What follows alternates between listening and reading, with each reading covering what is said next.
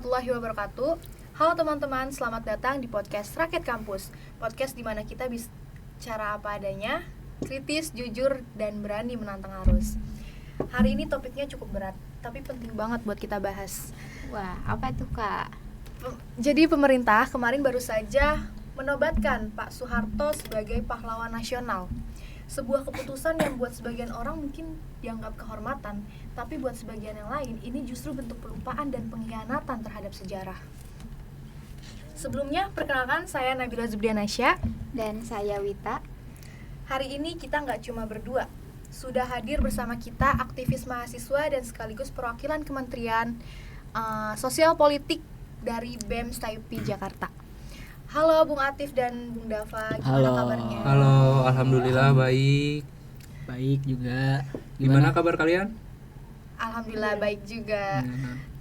Tapi suasana hati masih lagi panas-panasnya sih ya. Parah. Setelah mendengar kemarin kabar seperti itu. Tanggal 10, Kecewa sih. Kecewa. Tanggal Kecewa 10 banget. tiba-tiba ada pengumuman ya. Iya, pas banget Hari Pahlawan loh. Apalagi negara itu kasih pahlawan ke sosok seperti Soeharto. Itu sebenarnya bukan sekedar simbol ya, tapi lebih berbicara soal ingatan kolektif bangsa. Benar banget. Kadang gelar kehormatan terlihat sepele, tapi sebenarnya punya dampak besar pada bagaimana generasi sekarang memahami sejarah. Apalagi kalau simbol itu diberikan pada figur yang masih menyisakan luka bagi banyak orang. Gini Kak. Gimana tuh? Gimana nih tanggapan Bung Atif dan Santai aja, nggak bakal ditangkap Iya, kok. benar-benar. Enggak, Nah, kita ini- juga belum di penjara kok, aman aja. Masih aman ya? Masih sejauh ini masih aman. Aman nih. Nah, kalau misalkan kita tarik balik ke belakang nih, Soeharto itu pernah melewati peristiwa kelam pada 1965 dan 1966. Nah, menurut laporan Komnas HAM 2012, ada pembunuhan massal terhadap ratusan ribu orang yang dituduh terlibat PKI. Nah, tragedi itu bukan sekedar angka, tapi merupakan luka yang belum pernah disembuhkan. Nah, kita bicara tentang ribuan keluarga yang kehilangan tanpa tahu sebabnya. Betul. Dan pertanyaan pentingnya, apakah negara pernah sungguh-sungguh menuntaskan kasus itu, Bung? Kalau dari gua sih kayaknya negara sampai saat ini nggak pernah benar-benar menuntaskan kasus kasus pembantaian keluarga PKI kan, nggak pernah sampai saat ini. Tapi perlu diketahui juga nih sama teman-teman sekalian, teman-teman yang menyaksikan juga bahwasanya pembantaian yang terjadi itu maksudnya pelanggaran HAM, pelanggaran kemanusiaan yang terjadi di zaman ke zaman itu nggak pernah tuntas. Mau itu zaman Orde Lama, Orde Baru, Neo Orba atau bahkan setelah reformasi gitu. Iya. Itu nggak pernah tuntas. Nah, makanya ketika kita berbicara tadi soal apakah negara benar-benar tuntas ya belum. Selama 3 dekade Orde Baru, kekuasaan itu dibangun lewat rasa takut. Dari tragedi Tanjung Priuk, Talangsari, Betul. Mei 98, semuanya itu meninggalkan luka panjang, dan sekarang pemerintah kasih gelar pahlawan. Dan sampai saat ini juga korban-korban 98 masih mengikuti aksi kan. Benar. Yang disebut aksi Kamisan gitu. Misan. Mereka menuntut haknya, mereka menuntut hak anak-anaknya. Korban 98 mana? Kalaupun mereka meninggal, di mana kuburannya? Kalaupun mereka kalaupun mereka hilangnya kemana? Jasadnya kemana? Kan sampai saat ini sebenarnya secara legalitas ya, Iya. ini perlu diketahui juga nih, secara legalitas Inpres nomor 1 tahun 2023 akhir periode Presiden Jokowi itu sudah menetapkan adanya pelanggaran HAM. Tapi lagi-lagi ya, maksud gua gini ya. Lagi-lagi nih, ini bukan hanya soal bagaimana negara mengakui adanya pelanggaran HAM, iya. tapi bagaimana tanggung jawab negara ini bisa mengakomodir keluarga-keluarga korban, termasuk pengalaman gue pribadi kemarin tuh ya, aksi Kamisan aksi Kamisan ke berapa 870-an kalau nggak salah. Itu pas gue bareng teman gue Vigo namanya. Itu gue Kamisan, terus kemudian ketemulah sama ibu dari korban 98. Wawan namanya. Yang sampai saat ini menjadi promotor gerakan Kamisan. Nah, itu makanya kenapa ada gerakan Kamisan sampai saat ini gitu. Nah, dan sampai saat ini apa yang mereka orang-orang yang Kamisan di depan istana itu hakikatnya bukan menuntut gitu ya, bukan menuntut untuk bagaimana menerima secara sah, diakui secara sah bahwasanya mereka ini terdapat pelanggaran, tapi mereka hanya menuntut bahwasanya negara ini harus bertanggung jawab loh gitu kepada anak-anak kita gitu. Betul. Kita kan sepakat ya di Islam gitu kan. Di Islam bahwasanya ketika kita membunuh satu orang itu sama dengan kita membunuh 1.000 orang gitu. Apalagi ini ribuan orang gitu loh. Gila. Membantai PKI ya itu. Dan ya. yang bikin sedih banyak dari korban bahkan belum sempat mendapatkan pengakuan, apalagi keadilan. Jadi ketika negara tiba-tiba memberikan gelar pahlawan, itu seperti membuka kembali luka lama. Betul banget. Ibaratnya kayak Nasya nih punya pacar, misalkan atau Wita deh, jangan Nasya mulu. Kasihan. Atau Wita deh punya pacar misalkan. Putusnya tuh gara-gara pacarnya selingkuh misalkan. Iya. Nah, balikan lagi.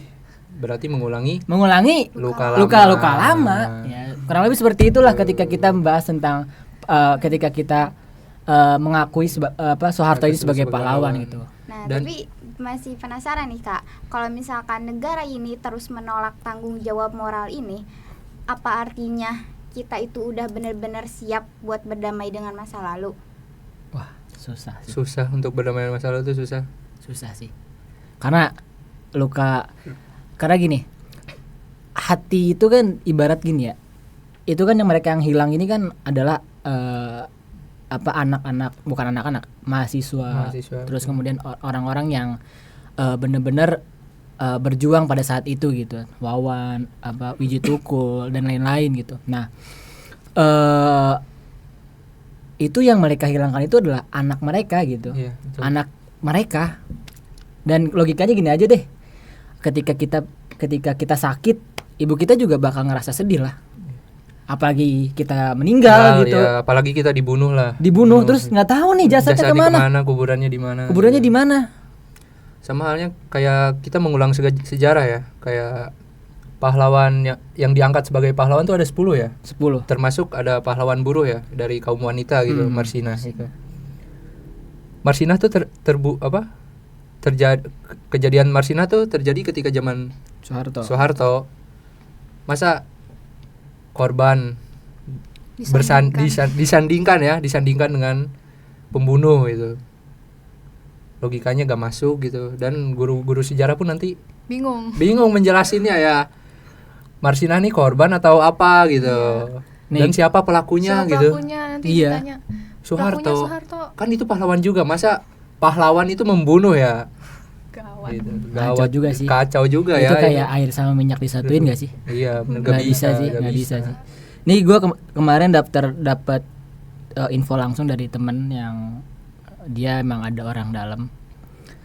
Ada 10 gelar pahlawan. Nih biar teman-teman tahu ya, ada siapa aja yang dikasih gelar pahlawan. Itu ada Kyai Haji Abdurrahman Wahid, Gus Dur. Terus kemudian kedua ada Jenderal Soeharto. Penjahat kemanusiaan itu. Terus kemudian ada pejuang wanita kaum buruh Marsinah. Terus kemudian ada Mokhtar. Kemudian ada tokoh Persis juga. Ada yang tahu? Persistri. Kan kemarin yang dari Padang yang dia menjadi promotor pendidikan di Minang. Iya, penasihat Persistri. Iya. Siapa? Rahma El Yunusia. Rahma El Yunusia. Terus kemudian di sini ada Jenderal TNI Sarwo Edi, terus ada Muhammad Salahuddin, terus ada Muhammad Khalil, terus ada Ronda Haim, terus ada Zainal Abidin Syah. Ini 10 daftar nama pahlawan yang kemarin disahkan di Hari Pahlawan oleh Prabowo gitu. Gitu sih. Ya kalau kita mau ditarik ya, mau ditarik itu Sarwo Edi juga masuk ya. Sarwo Edi juga masuk, padahal dia emang eksekusi semua ya. Ini sebenarnya ketika kita bicara kayak gini, kita bukan menuntut negara itu secara sah ngaku bahwasanya Soeharto adalah pahlawan. Bukan, negara itu ngaku kalau ya mereka lah penjahatnya gitu. Iya, betul. Selain pelanggaran HAM, isu korupsi juga nggak bisa diabaikan. Betul banget. Soeharto itu dicatat sebagai salah satu pemimpin paling korup di dunia. Iya, betul. Dari laporan LHKP PP Muhammadiyah 2025, bahkan menyebut kekayaannya itu bisa mencapai 200 sampai 500 triliun. Iya, betul. US dollar kan? Iya. Iya, 35 miliar US dollar. Iya. Ironis banget gak sih? Ironis. Kayaknya berapa turunan tuh ya? Itu kalau beli ayam geprek, ayamnya habis itu. Ayamnya habis sampai kandang 7 turunan telurnya nggak habis. Di mana rakyat masih berjuang dalam kemiskinan struktural akibat sistem ekonomi Orde Baru, tapi arsitek sistem ini sekarang justru disebut sebagai pahlawan. Berarti kalau Soeharto disebut pahlawan, itu alumni 98 pemberontak dong ya? Ya, mau gimana tuh? Itu sih benar. Siapa yang kemarin setuju sebagai Soeharto sebagai pahlawan, termasuk Fadlizon ya? Padahal mereka juga yang mendemo yang menggulingkan kan ya. Paradoks banget gak sih? Paradoks banget gitu. Berarti mereka termasuk pemberontak. Padahal kalau pahlawan itu identik dengan pengorbanan. Bagaimana bisa seseorang yang justru memperkaya diri di atas penderitaan rakyat disebut pahlawan? Ini kayak membalik makna kepahlawan itu sendiri. Betul.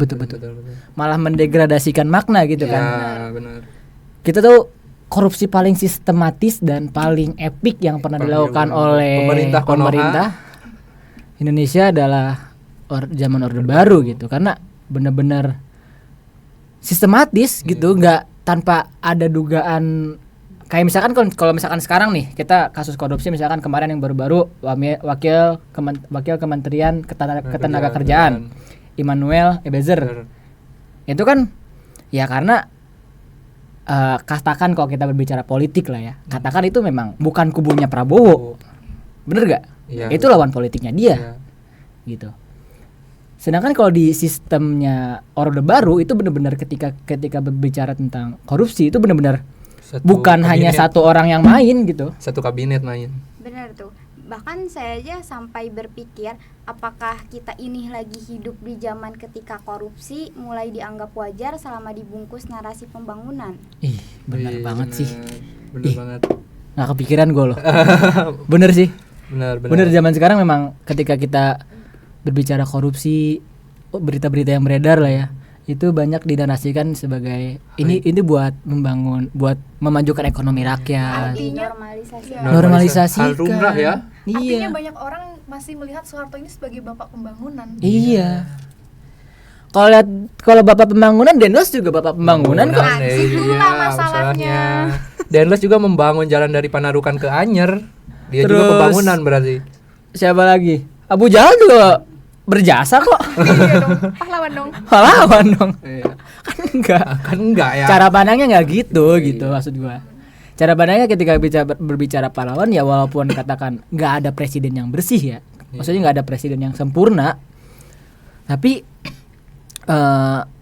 ya dia memiliki rekam jejak yang bagus secara sistem politik, secara sistem legalitas hukum dan lain-lain. Tidak ada dugaan korupsi, dugaan pelanggaran HAM dan lain-lain. Harusnya kan seperti itu. Dan benar-benar harus berjasa gitu. Dan memilih pemimpin pun bukan yang sempurna ya, karena kesempurnaan juga tidak ada di dalam manusia ya. Betul. Memilih pemimpin tuh memilih yang terburuk terjadi. Sepakat. Ya, itulah masalahnya. Selama 32 tahun narasi sejarah dikendalikan lewat media dan kurikulum. Kalau sejarah ditulis oleh penguasa, maka luka kolektif rakyat perlahan akan dilupakan.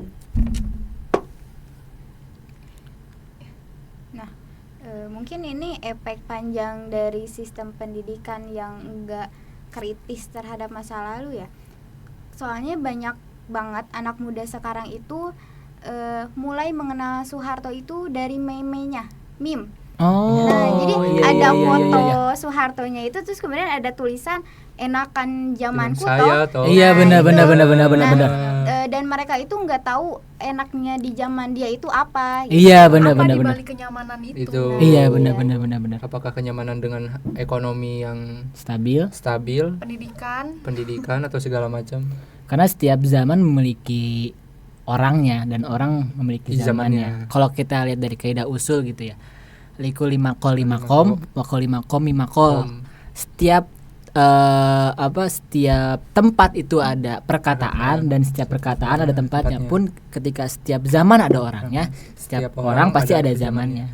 Dan ketika ya tadi sebenarnya gue juga agak kaget ya, anak-anak SD zaman sekarang, anak-anak SMP zaman sekarang, SMA zaman sekarang, agak kaget ketika berbicara Soeharto ini. Ya dilihat dari segi lihat dari mimimnya, terus kemudian dari apa yang mereka belajar di sekolah gitu, itu kan nggak sesuai dengan fakta sejarah yang ada gitu sih. Nah, jadinya itu apakah sistem pendidikan kita itu yang mengajarkan sejarah atau cuma menjaga mitos? Mungkin kalau pendidikan sejarah kita ya, mungkin bagi saya itu 0 ya. Kayak guru-guru pun tahu sebenarnya sejarah itu apa ya, tapi mereka terpaksa gitu menerangkan sesuai kurikulum dan sesuai buku yang dicetak oleh pemerintah gitu. Jadi guru pun serba salah gitu.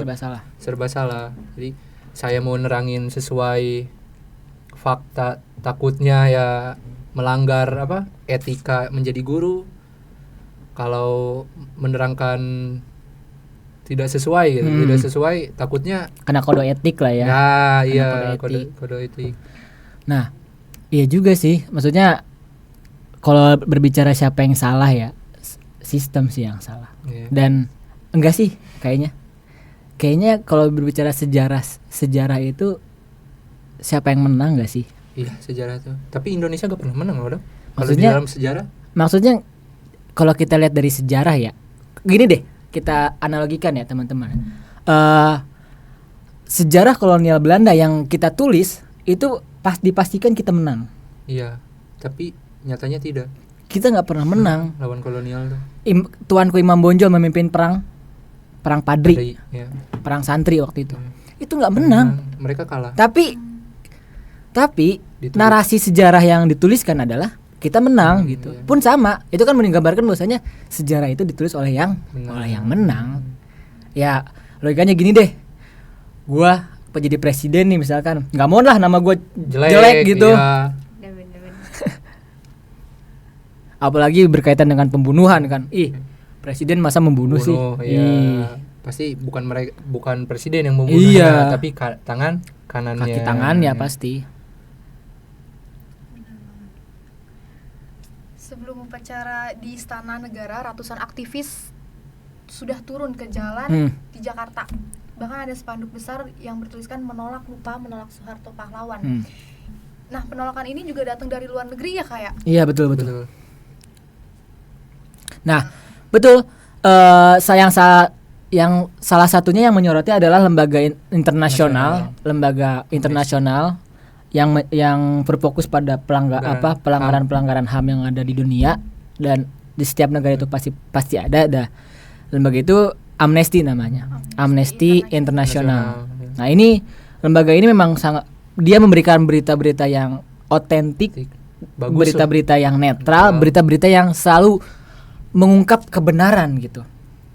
Kalau lihat ya dari tragedi Tanjung Priok deh, tragedi Tanjung Priok. Searching sekarang nih, coba searching sama Wita atau sama Nasya deh. Berapa total tragedi Tanjung Priok yang ada di Google? Coba searching. Korbannya berapa? Korban apa tuh? Korban tragedi Tanjung Priok ada berapa?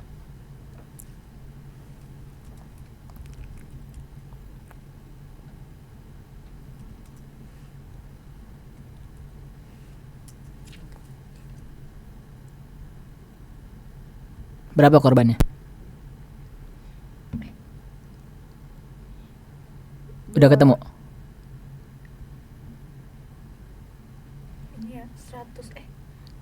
dari 100 Lebih orang dari yang 100 tewas. orang yang tewas. Menurut kesaksian orang di sana, gue kemarin sama Atip, sama ada Rijal temen gue, sama Mikdad. Iya, sama Mikdad. Itu lagi ngobrol-ngobrol di Jakwood. Itu kita bahas tentang tragedi Tanjung Priok. Nah, Mikdad ini bapaknya kebetulan mengalami tragedi tersebut. Itu mayat aja sampai di jalan. Dan menurut kesaksian bapaknya ada 10 truk besar TNI yang ngangkut mayat. Dan orang-orang sekitar lihat gitu. Ya. Bahkan sampai jalan pun penuh dengan mayat. Itu tragedi Tanjung Priok, belum lagi tragedi Semanggi. Iya, belum lagi tragedi Trisakti, belum lagi tragedi yang lain yang kita nggak tahu gitu. Korban totalnya berapa? Karena ya itu datanya dimanipulasi. Jadi kayak upaya pemutihan sejarah. Betul. Karena gini, kebenaran ya keburukan yang dibikin secara sistematis akan disebut benar, dan kebenaran yang tidak dirampungkan secara sistematis akan disebut salah. Nah, penolakan ini kan juga datang dari luar negeri ya. Artinya bukan cuma kita yang khawatir, dunia juga memperhatikan. Betul. Dan ini jadi alarm penting ketika sejarah Seharusnya. Kepercayaan global terhadap komitmen HAM Indonesia itu ikut dipertaruhkan. Nah, menurut kalian apa dampak jangka panjangnya kalau negara terus menormalisasikan pelanggaran masa lalu seperti ini nih? Ya, menurut gue ya, kalau negara menormalisasikan menormalisasikan hal-hal tersebut, mungkin di zaman sekarang atau di zaman setelahnya akan terjadi ulang gitu. Kayak pelanggaran-pelanggaran HAM yang lain. Contoh sekarang kayak kemarin demo yang kasus Indonesia Gelap atau segala macam itu kan termasuk ada yang hilang, yang beberapa ratus mahasiswa masih ditahan di Polda Metro Jaya, dan 2 orang kebakar. Itu mungkin termasuk pelanggaran HAM ya bagi saya ya. Soalnya tidak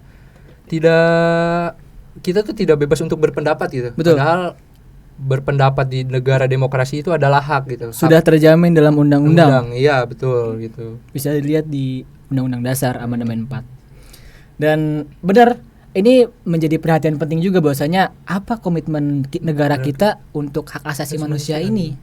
Karena bagaimanapun hak asasi manusia ini sangat-sangat berdampak gitu. Iya, dan kalau tadi pertanyaannya bahwasanya apa jangka panjangnya ya ketika kita menormalisasikan hal tersebut gitu. Ketika kita menormalisasikan hal tersebut sih sebenarnya kasihan sama anak-anak kita sih.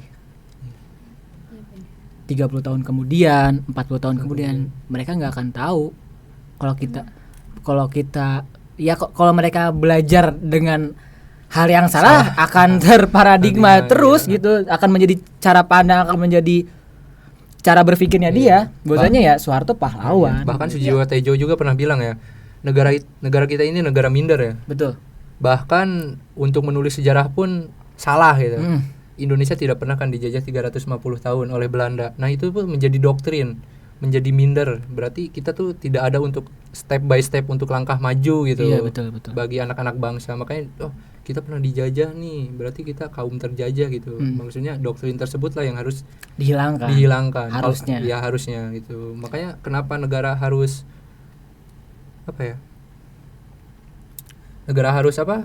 tidak mengulangi hal-hal yang sama tuh seperti itu untuk kemajuan dan kepintaran anak-anak bangsa nanti. Iya betul, karena efek jangka panjangnya pasti anak-anak ya yang sekarang jadi mahasiswa ya anak-anak kita nanti efek jangka panjangnya benar. Dan pemerintah itu masih tetap kekeh gitu loh, kayak Menteri Kebudayaan Fadlizon juga kan sempat bilang Soeharto tidak pernah terbukti secara hukum melakukan pelanggaran HAM. Betul. Tapi bukannya itu karena hukum pada masa itu tidak berpihak pada korban. Iya, betul, sepakat. Karena hukum di Indonesia dipengaruhi oleh politik. Harusnya di negara hukum tuh kan hukum mempengaruhi politik, bukan politik mempengaruhi hukum. Nah, di Indonesia tuh politik mempengaruhi hukum dan politik bisa merubah jenis hukumnya gitu. Dan dalam kaidah hukum nih, teman-teman yang anak-anak hukum pasti tahu. Dalam kaidah hukum ada namanya bentar, lupa. Bentar guys, lupa guys. Ada namanya, wait, kita lihat dulu di catatan kaki kita. Nah, gue biasanya kalau misalkan nulis gitu tuh catet, biar tidak lupa ya. Biar tidak lupa. Biar tidak Lupa keblinger. sejarah ya. Nah. Jadi teman-teman, ini bukan cuma sekedar sejarah, tapi legitimasi politik. Ketika ekonomi sedang sulit, nostalgia Orde Baru malah dijadikan alat politik gitu. Betul. Dan itu sangat bahaya ya Kak. Bahaya banget. Bahaya Karena banget. ketika kekuasaan otoriter dirindukan, kita sedang membuka pintu bagi represi baru. Betul. Kalau kita berbicara hukum ya, hukum sebenarnya di Indonesia itu nggak pernah berpihak pada rakyat kecil sih. Betul. Serius.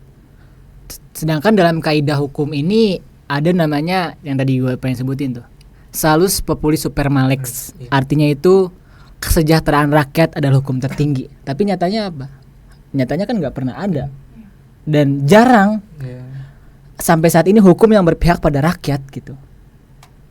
Ya, kenapa kita berbicara hukum juga? Karena hukum dan hak asasi manusia ini nggak bisa dipisahkan gitu. Dan apa ya? Teman-teman tahu ketua Iluni UI gak? Yang kemarin baru dilantik. Ketua Ikatan Alumni UI. Kasih tahu dong Kak. Namanya itu aduh lupa lagi. Mas Pram disebutnya. Disebutnya Mas Pram. Cek aja di Instagram Iluni UI. Nah, itu dia di podcastnya bilang gini, hukum itu adalah fiksi. Dan fiksi itu dapat dipercaya ketika kita mempercayainya. Pun sama dengan negara. Ketika kita mayoritas percaya akan adanya negara Indonesia, ya ada negara Indonesia. Kalau kita mayoritasnya nggak percaya, nggak akan ada negara Indonesia. Seperti halnya dengan hukum gitu. Kalau kita nggak percaya hukum, ya nggak akan ada hukum. Gitu. Dan ya ketika hukumnya ini dipercayai sebagai alat politik, ya maka hukum itu akan menjadi alat politik untuk orang-orang tertentu gitu. Bahkan kan ada bahasa hukum ya yang Vox Populi Vox Dei. Vox Populi Vox Dei. Suara rakyat adalah suara Tuhan. Berarti yang rakyat tuh menjadi ini ya, jabatan tertinggi gitu. Jabatan tertinggi harus ya. Kita itu ingin rakyat- raja, Bos. Sorry, Bos. Raja, Bos. Rakyat tuh harusnya menjadi raja di negara demokrasi itu. Presiden tuh di bawah. Betul. Presiden itu Karyawan. karyawan kita kaki yang tangan menggaji kita. loh. Iya loh. PPN Bayar aja pajak. berapa kita? PPN aja 11%. Kemarin ini aja nih impact daripada PPN 11% nih. Kemarin kan kita prepare kan, makan-makan tuh. Iya. Kemarin kita beli mie gacuan 5. Nih ya, impact daripada apa? Iya. PPN 11% nih. Kita beli Harganya 90 ya. Harganya Total- 90.000. Totalnya totalnya 100.000. PPN-nya 10.000. Wow. Itu impact-nya. Makanya ketika pemerintah tidak mendengarkan keluh kesah rakyat, seakan-akan mereka menutup telinga, ya bahkan akan terjadi demo-demo selanjutnya gitu. Iya betul. Makanya jangan sampai kita juga selaku rakyat gitu, jangan sampai kita terbodohi oleh narasi-narasi politik. Yang kaya makin kaya, Yang miskin makin miskin. Betul banget. Kacau. Makanya kita juga harus pintar-pintar juga sebenarnya sih. Ya. Karena kan ya lu tahu sendiri lah, orang Indonesia Gampang banget ya. gampang banget digiring. Iya. Ada isu ini, isu korupsi nih kemarin Pertamina. Apa yang isu korupsi BUMN itu. Iya, yang gede-gedean. 1.000 triliun. Terus Sampai itu 1.000 triliun dibahas, srek masuk. Isu selingkuh. Artis, Selingkuh. seleb Berinisial RK. Ya, RK Ridho. Pengalihan Jangan sebut isu. dong. Ya. Pengalihan isu. Jangan disebut dong. langsung teralihkan fokus masyarakat. Fokusnya Langsung iya, teralihkan. teralihkan. Itu kan menunjukkan apa? Permainan politik ya. Mungkin termasuk permainan. Permainan politik juga. Karena gini, udah mah orang Indonesia bego, bodoh. Lagi-lagi nih, Dibego-begoin hal itu. dibego-begoin lagi sama pemerintah. Ini ya. di bukunya Mukhtar Lubis ada 10 kriteria orang Indonesia. Salah satu di antaranya yang gue paling ingat sampai sekarang itu adalah bodoh dan munafik. Ya benar. Orang Indonesia tuh gampang dimanipulasi. Bener banget Kak. Nah, kalau kita lihat dari sisi moral dan sejarah nih ya Kak, apa makna menolak Soeharto sebagai pahlawan? Apa makna menolak Soeharto sebagai pahlawan? Lihat dari sisi sejarah ya? Iya, sisi sejarah dan moral. Sebenarnya kalau dilihat dari sisi sejarah dan moral, menolak Soeharto sebagai pahlawan itu adalah wajib. Menurut saya pribadi nih. Dan menurut saya juga. Dan saya bisa mempertanggungjawabkannya gitu. Yeah. Karena apa? Karena ya itu. Karena kita tidak bisa pungkiri bahwasanya apa yang terjadi di zaman Orde Baru itu adalah udah menjadi sebuah keniscayaan. Kita menjaga nilai-nilai reformasi, demokrasi dan kebebasan. Apa artinya reformasi? Apa artinya reformasi kalau Soeharto jadi pahlawan? Mereka pemberontak berarti yang demo 98. Kalau gelar pahlawan kan kemarin sempat ramai juga nih.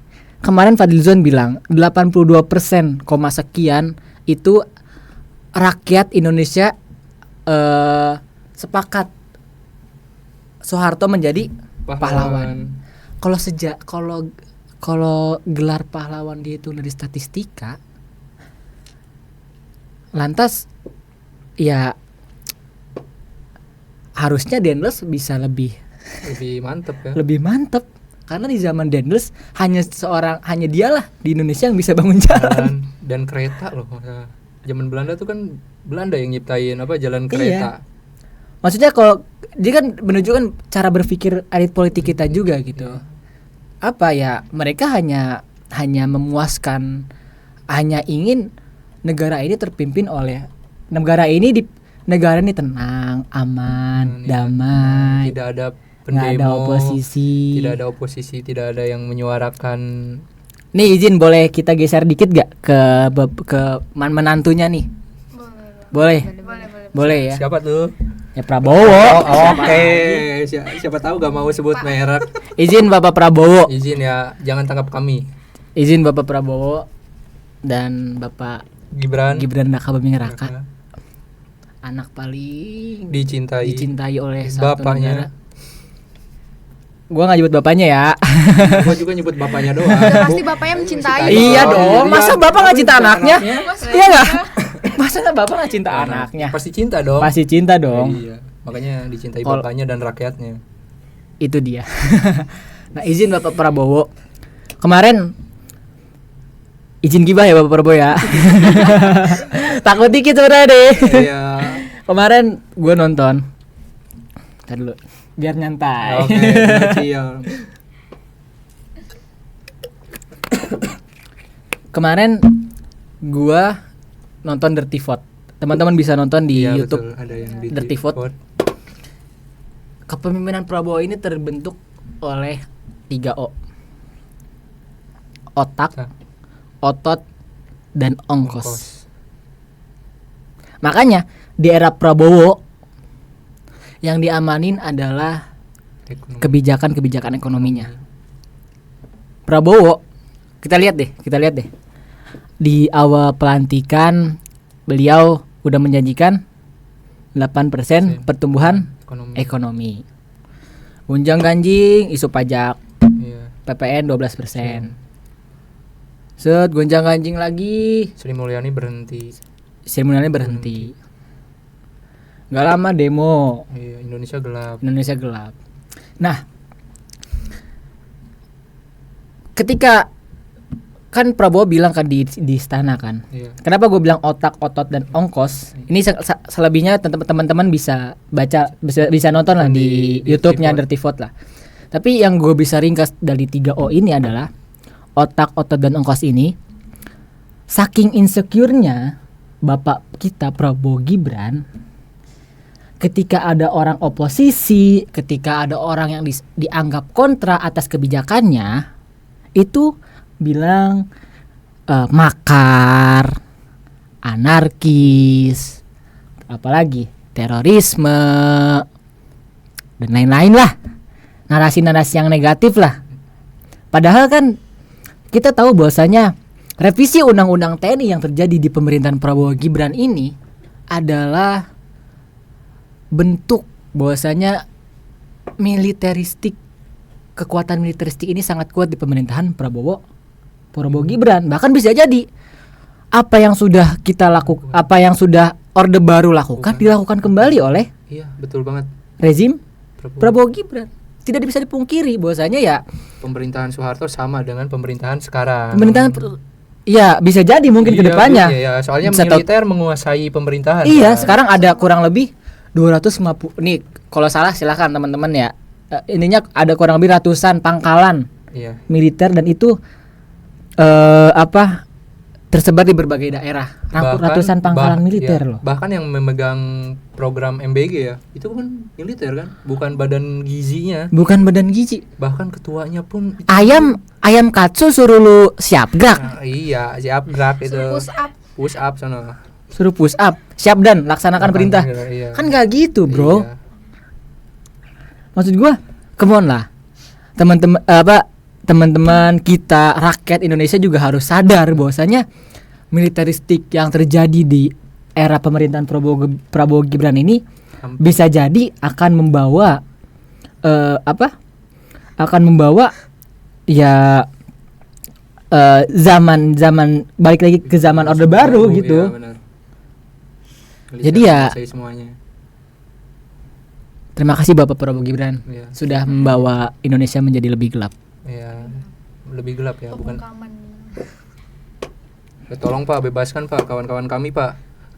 Dan tercatat sampai saat per 25 Agustus kemarin sampai 31 Agustus 2025 ada kurang lebih 4.500 orang tertangkap di seluruh Indonesia.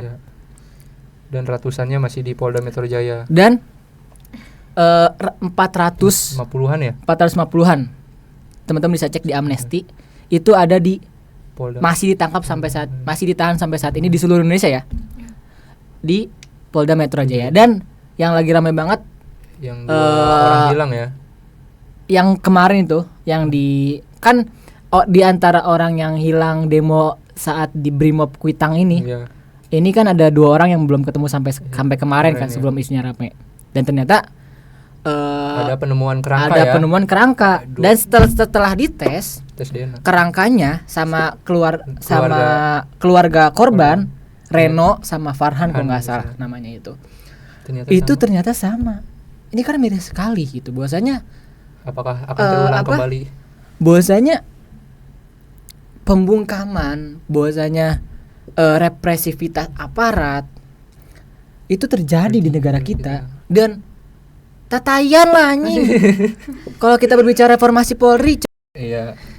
Kan sekarang ini udah dibentuk kan. Pemerintah bikin MD kan masuk itu. Pemerintah bikin tim reformasi Polri. Iya. Diutus langsung sama presiden. Tapi Kapolri sendiri bikin tim reformasi sendiri. Iya. Apa sih anjir? Mohon maaf ya Jenderal Sigit. Sorry nih, Bapak nih. Jenderal Sigit. Maksud saya bingung juga kenapa harus ada dua-dua gitu loh. Kalau misalkan memang reformasi kan berarti ada orang-orang ahli dong di sana dong, harusnya. Ahli hukum, ahli tata negara, ahli dan lain-lain lah, harusnya ada ahli-ahli lah di sana gitu. Tapi kok lu bikin lagi? Maaf Bapak, maaf. Sorry Pak. Kok Bapak bikin lagi tim reformasi internal? Apakah Bapak tidak mau mundur dari jabatannya? Nah, kalau itu teman saya ngomong Pak. Jadi kalau mau tangkap silakan tangkap aja Pak. Pak saya juga nggak ikut. Apakah Bapak tergiur oleh uangnya atau tidak? Sorry Pak. Ya. Intinya bebaskan teman kami yang maksud saya kenapa sampai saat ini tuntutan rakyat juga 17/8 belum terrealisasikan. RUU perampasan aset juga masih mandek. RUU tentang rumah tangga juga masih mandek. RUU yang bersifatnya pro rakyat itu masih mandek. FYI aja nih. Logikanya gini deh. Urgensi revisi undang-undang TNI. Iya, nggak ada. Kesel nih gue lama-lama. Iya, untuk menguntungkan yang kan gini lah, revisi undang-undang TNI itu kan untuk menguntungkan presiden sendiri kan. Presiden sendirinya kan mantan militer. Militer. Mungkin Bapak izin ya, Bapak Prabowo ingin adik-adiknya memasuki pemerintahan gitu. Sipil. Jadi apa artinya kita sebagai warga sipil gitu? kita capek Kita loh Pak. capek, Pak. Kuliah hukum. tiba-tiba yang masuk Kuliah jaksa dan komunikasi. Militer. jaksa dan lain-lain militer Pak. Militer semua, Pak. Militer Gimana semua nih, Pak. Ini gimana nih Aduh. Pak? Aduh capek-capek kita kuliah hukum 4 tahun nih Pak. Belum lagi wakil Bapak Presiden, Bapak Wakil Presiden Gibran Rakabuming Raka menjanjikan 19 juta lapangan pekerjaan. Yang terjadi apa? 19 lapangan pedal. Ih, bagus sekali. Pedal 19 makin. juta pengangguran. 19 juta pengangguran. Ya Allah, Bapak. PHK. Ini kan- PHK di mana-mana lagi ya. Ini kan harusnya menjadi Pembelajaran ini, lah. menjadi evaluasi besar. pembelajaran Demo bagi- kemarin itu harus menjadi evaluasi besar. Bahwasanya kemarahan publik ini bukan berarti publik ini nggak suka sama presidennya. Tapi Bukan kita berarti publik ini nggak suka, nggak cinta terhadap tanah negara air. ya, nggak cinta gitu. Tapi publik ini kita Peduli loh. rakyat kelas, mau itu rakyat kelas atas, kelas bawah, menengah. enggak kelas atas, kelas bawah, kelas menengah. Itu kita peduli terhadap ya negara tercinta ini karena negara tercinta, negara Indonesia lahir karena perbedaan. Negara Indonesia ini tetap kokoh sampai saat ini karena ya perbedaan yang diakumulasikan menjadi satu. Makanya Dan terumuskan menjadi Bhinneka Tunggal Ika. Makanya ada di sila ya, di sila Pancasila, Persatuan Indonesia di sila ketiga gitu. gitu. Ya. Mohon maaf Pak, jangan tangkap kami. Dan sebelum masuk ke sesi selanjutnya nih, gue mau puisi dulu Boleh. tentang sebenarnya ini agak sedikit melenceng dengan tema kita, tapi karena tema kita ini membahas tentang pemerintah, kompleks juga, jadi Sekalian aja lah. Oke deh. Tar dulu, buka catatan dulu. Sudah mempersiapkan banget nih. Harus dong, harus mempersiapkan. Harus mempersiapkan. Kalau nggak dipersiapin, Nggak ada datanya nanti. ya siapa yang mau tanggung jawab? Panca 5 oligarki. Aman lah kita. Kan kita dilindungi oleh undang-undang. Bener. Bebas berpendapat tuh boleh di negara demokrasi. Bener banget nih, apalagi bangsa yang besar itu bukan bangsa yang melupakan luka, tapi bangsa yang berani menatap masa lalunya dengan jujur. Betul, sepakat banget. Sepakat banget. Kelas banget sih itu. Dan mungkin di tengah gempuran informasi yang bikin kita cepat lupa, melawan lupa itu adalah bentuk paling sederhana tapi paling penting dari perjuangan hari ini. Jadi mungkin ini dulu. Iya, puisi kita. Teman kita mau berpuisi. Oke, kita tunggu dulu ya puisi dari teman kita. Lanjut dulu. Mungkin puisinya jadi penutupan ya. Oh, nanti kita ditutup dari penutupan aja. Oke. Nih, ada pertanyaan terakhir ya. Nah, apakah kita masih mau mewarisi semangat reformasi atau membiarkan sejarah dihapus pelan-pelan atas nama stabilitas? Menurut saya sih harusnya kita sebagai mahasiswa atau sebagai rakyat Indonesia ya melanjutkan cita-cita reformasi ya. Karena reformasi terjadi adalah ketika rakyat tidak menerima hak-hak mereka gitu. Berarti kita juga harus melakukan hal-hal yang sama. Ketika pemerintah tidak pro rakyat, apakah kita harus diam gitu? Kita harus bergerak dan bertindak sesuai kapasitas kita. Kita sebagai mahasiswa ya menyuarakan hak-hak rakyat-rakyat kecil, rakyat-rakyat menengah gitu. Sebagai rakyat pun harusnya tidak buta akan politik dan hukum gitu. Kita bisa menghormati sejarah tanpa menutupi kebenaran. Betul Kita banget. bisa mengenang pembangunan tanpa melupakan korban. Betul. Dan itulah inti dari perbincangan kita hari ini. Menolak Soeharto sebagai pahlawan bukan berarti menolak pembangunan, tapi menolak lupa dan menolak pengkhianatan terhadap bangsa. Gimana teman kita? Gimana Bung Dava ini? Sudah ada puisinya? Apa masih dicari di catatan? Sudah ada. Sudah ada? Kita dengerin dulu. Kita dengarkan Bung Dava berpuisi. Untuk penutup. Dan saya juga ada nih sebagian kata-kata nanti. Gua dulu nih Dap, apa lu dulu? 5 sila oligarki. 1. Ketuhanan bagi ketuhanan bagi harta. 2. Kemanusiaan yang apa ya? Yang apa tuh? Yang apa ya? Yang apa ya? Lupa Aduh. Ya udahlah. Negara aja lupa sama kita. Apa yang pikirin? Waduh. Ada satu quotes nih. Apa tuh, Kak? Boleh nih ya. Kita hidup di zaman nafsu menjadi raja, tapi hati nurani hilang entah kemana. Mengklaim beragama, tapi lupa akan makna. Mengaku berbudaya, tapi menuhankan angka. Dan katanya sekolah, tapi otaknya mana. Kelas. Mungkin satu pesan dari saya ya, untuk teman-teman, untuk kita semuanya, iya. Dan untuk teman-teman yang nonton, terus bersuara. Jangan pernah takut untuk dipenjara, jangan pernah takut untuk mati karena ditembak. Karena bahwasanya ketika kita bersuara dan kita yakin bahwasanya hasil itu pasti ada, dan ketika kita yakin bahwasanya kita terus bersuara, suatu saat kebenaran akan diungkap.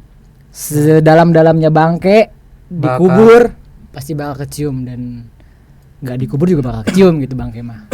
Jadi terus bersuara, tetap melawan. Hidup korban, jangan diam. Gini, gue punya jargon kalau teman-teman, kalau gue bilang hidup korban jangan diam. Kalau gue bilang Soeharto bukan pahlawan. Oke.